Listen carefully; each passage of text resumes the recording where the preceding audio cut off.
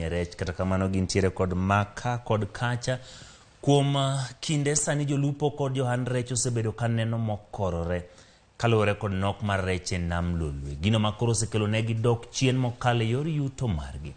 Millicent Adhiambo miyo ler mathoth bang' limo dho wath ma Dunga kendo loso gi moko kuom jolupo kod johala go. E dho wath ma Dunga e kaunti ma Kisumu, jolupo kod johan rech odiche yor menyoge mapile ka gigeno mar dok gi gimoro ot kochopo odhiambo. Kata kamano, jolupo go oko ya kilwagi mapile ka gionge kod mor machal ka gima gisuyo nang'o rech oduono e nam. Jouso makao rech bende neno malich e dho wath e seche ma yie ogowo ka onge gi rech mane gigeno. To en ang'o momiyo kwan rech odok piny e nam? Kama e kaka Frederick Ochieng kod jolupo wetene masani onge mar rech omiyo dok e ohand suyo dhano e yie leronwa. Anama komputa madhi kilo madongo gi. To challenges mwan godo miyo sani mbuta no kwanya yude. Nitie kilo moko mitiyo godo e pi kae. Magin kilo moko mako rech matindo. Koro miyo rech ok nyal bete e nam mondo wad rech. Kichido ka rech konyuol, tido ka kilwano kawe nyaka gi tonge te. Nitie overfishing. Ji odonje tich onge. Kijende onge tich, koro tich modong' en mar nam. Kijende modak along the lake region. Koro en mana mar nam. Kokidhi nam to en boda. Koro rech osenegi modok piny. Koka mbuta mana miyowa pesa mang'eny, kich ne obedo export. Sandi mbuta onge kabisa. Kich na molil mbuta dwaro pi maler.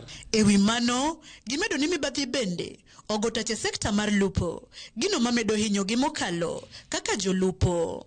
Sirikal moket kaka department mar fisheries bendo ka kilwano kaka project mar chiemo godo.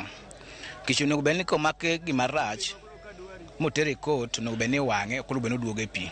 Awach ni sirikal mose nyayo momiyo ma dhi mbele. Nikech net mwatiyo go mondo lu kilwa marach no ok walose Kenya ka. Oa oko kendo sirikal ma yino donjo ka kendo iuso ne jolupo wa magwa e Kenya waka. Mine mawango kendo loko handreche dho wadhno bende dengo ewi midhiero manok mar rech osekelo negi. Jo customers koro be moko ringo nekech gineno ni rech ok yudre yo moro maler. Samuri bita nyalo chelo kata rech ariyo kata rech adek to basi dhi adhiya. Koro waonge nyalo. Onge mar rech e kido mar mbuta osedoko ahinya piny yuto mar johala kendo chuno mondo gikaw rech go kowuok e pinje maoko kaka Uganda kod Lodwa. Gino ma jolupo to lero ni ok konygi. Kwayo magichwalo ne sirikal chalo kamae. Dware mana kaka inyarit nam chemical moko mowinjo ni ole pigo. Ema mond gine kaka ginyalo geng'o to nam boduogo mana kare kaka nitie chon. Gimiwa grand loans. Kata Uganda miyo grand loans.